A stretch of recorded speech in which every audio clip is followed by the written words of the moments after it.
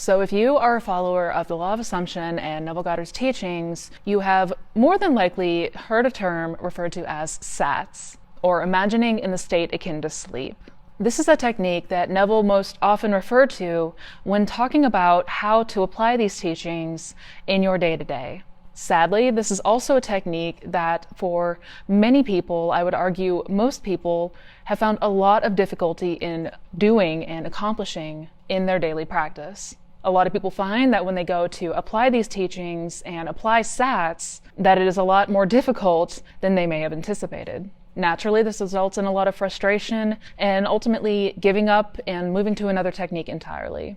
And though, while I do want to be clear that SATS is not a requirement in order to consciously manifest, it is something that is sadly misunderstood, and if done correctly, can yield incredible results. So today, I want to talk about the importance of SATS, and I want to use, in Neville's own words, what he described as his reason to teach it, why he found it very important, and how, for the vast majority of people, it comes down to the fact that we are not applying this in a way that is most effective. So if you are somebody that has struggled to apply SATS and want to know more information about this technique and why it's important, then definitely stick around because this video is especially for you. By the way, hi, I'm Missy Renee. And on this channel, we talk all things manifestation and the law of assumption. So if those are topics that you want to learn more about, then definitely don't forget to subscribe to my channel, hit that bell icon for notifications, and if you enjoy this video, be sure to hit that thumbs up button. If you're interested in more resources, such as my coaching information, my workshops or masterclasses, I will have links to all of that down in the description box, so don't forget to check that out. Now, full disclaimer before we dive into this, because this is an incredibly important point that I have to make. I have said it before, but I will say it again. I am in no way trying to imply that the absence of SATS or not being able to do SATS is going to doom you to failure, or that it is absolutely necessary in order to see your manifestation come to pass. The last thing that I want is for people to feel a pressure on them to do this right or cause any unnecessary stress. So to be abundantly clear, there are a plethora of methods that we can use and apply in order to leave that impression subconsciously and see our desires come to pass. That said, I do believe that there's importance to this method, and I'm going to get into, in Neville's own words, why he felt that this is so effective. With all that being said, for those of you who watch my channel, you will know that I am a huge advocate for two things in particular: revision and SATS. Once again, I truly do believe that due to misunderstanding or not having a full grasp of how to apply this technique and the importance of it, it is often overlooked. And I'm going to read an excerpt from Neville Goddard, speaking in his own words, why this drowsy state is so effective when it comes to subconscious impression, or planting the seed, so to speak. Everyone is amenable to the same psychological laws which govern the ordinary hypnotic subject. He is amenable to control by suggestion. In hypnosis, the objective senses are partly or totally suspended. However, no matter how profoundly the objective senses are locked in hypnosis, the subjective facilities are alert, and the subject recognizes everything that goes on around him. The activity and power of the subjective mind are proportionate to the sleep of the objective mind. Suggestions which appear powerless when presented directly to the objective consciousness are highly efficacious when the subject is in a hypnotic state. So what Neville is essentially saying here is that when in the drowsy state, the objective mind, or the conscious thinking alert mind of your day-to-day, is totally or partially suspended, and the subjective or subconscious mind remains completely alert. And this is a time that is ripe for autosuggestion, which is another term for subconscious impression, suggesting new ideas to the subconscious mind to be accepted. He goes on to say that suggestions which appear powerless when presented to the objective mind, or conscious thinking mind, are highly efficacious when the subject is in a hypnotic state. In other words, things that we may have a lot of resistance to in our day-to-day, or things that we may try to reject, we are going to be much more open to accepting those ideas when in that hypnotic state. And we actually have mountains of evidence that support this statement. Hypnosis is an area that has been studied and documented for years and years, and we have a lot of research done on it. And what it shows is that in many cases, the person in a hypnotic state are able to do things or accept and recall things that they would otherwise never be able to do when they are conscious and alert. What this boils down to is that in this drowsy state, in the state of hypnosis or in SATS, we are much better able to accept our imaginal acts without resistance. And I stress the importance of understanding this because I would argue for most people, you have probably encountered the resistance that comes with trying to affirm or trying to imagine something in your day-to-day hours. When we are trying to imagine or leave suggestions to the objective mind or that waking, thinking, critical mind, we're likely to notice a lot of rejection of those ideas, a lot of resistance to it. We have that little voice in the back of our head that says, this isn't possible, this isn't real, you're being delusional. And this winds up becoming an internal battle that we are fighting all throughout our conscious waking hours. We can overcome this through the successful application of SATS. So I want to describe first the importance of SATS and why this is such an effective tool when it comes to leaving a subconscious impression, which ultimately will become expressed in your 3D world. Now, I know a lot of you are probably saying right now, but Missy, I've tried to apply SATS. I've done it. It didn't work for me. I couldn't get myself to do it, so I had to move on to something else. Which brings me to the main point of this video, and that is illuminating the main reason why people are not having success with this technique. Because the truth is that everyone, regardless of how many attempts you've made, who you are, what your beliefs, when I say everyone is capable of doing SATS, I mean literally everyone. And that is simply because this is a natural state that we will find ourselves in twice in a 24-hour day. For at least 2 periods of the day, every single person will pass through this drowsy, borderline trance-like state. And after my own personal accounts and talking to hundreds and hundreds of people over the years about this, the number one reason that people fail to get into SATS is simply because they are not going deep enough. And let me explain. If you are genuinely in SATS, it will take on all the distinctions of your natural real world. As in, you will not be able to tell the difference between SATS and your waking state. Have you ever woken up from a dream, perhaps even a lucid dream, that felt so real, so vivid and lifelike that for a split second you were utterly confused because that dream felt so damn real? That is what it feels like when you are genuinely in the state akin to sleep. It will feel and take on the tones of reality. It will feel as real as the waking world around you. Where a lot of people are applying this incorrectly is that they are simply not giving themselves enough time to get into that deeper, more drowsy state akin to sleep.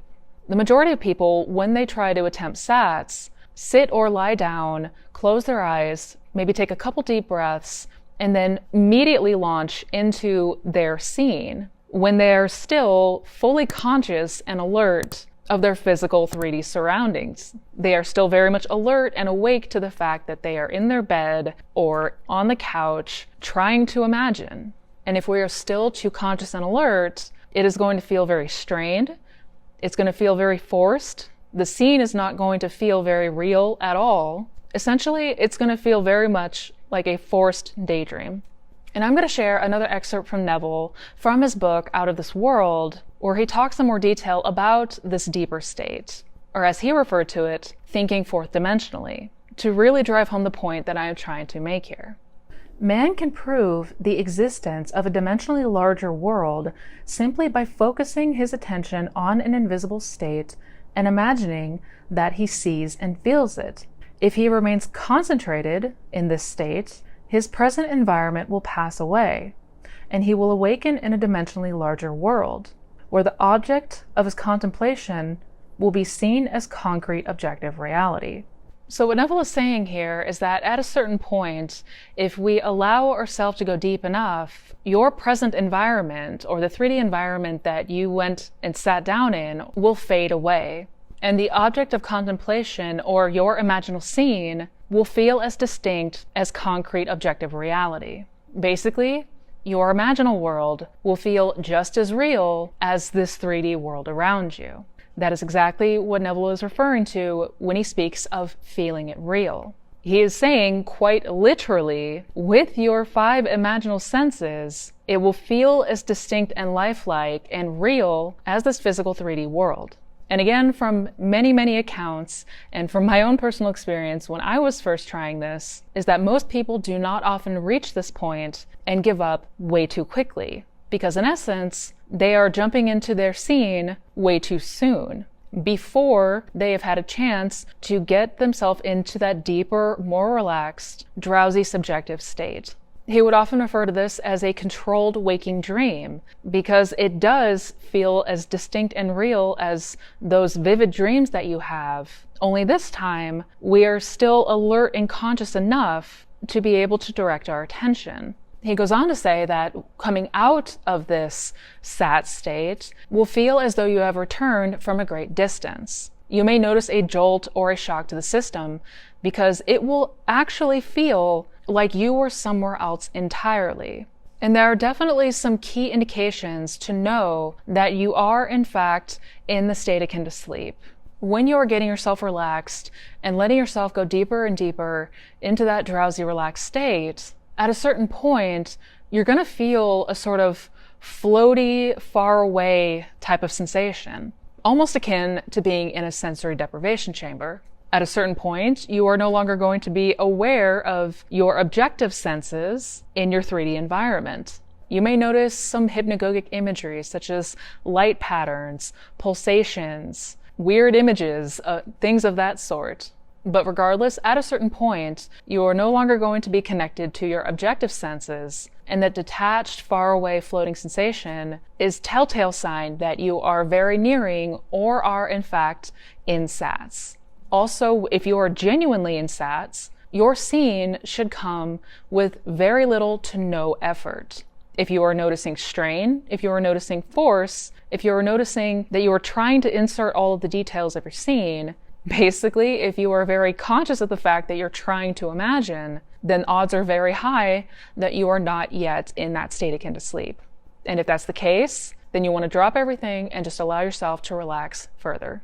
But arguably, the biggest telltale sign that you have successfully applied SATS is that coming out of it, be it in that same session or waking up the next morning, you are going to have the feeling that it is done. It is going to feel like this has actually happened. This is actually an experience that you've had.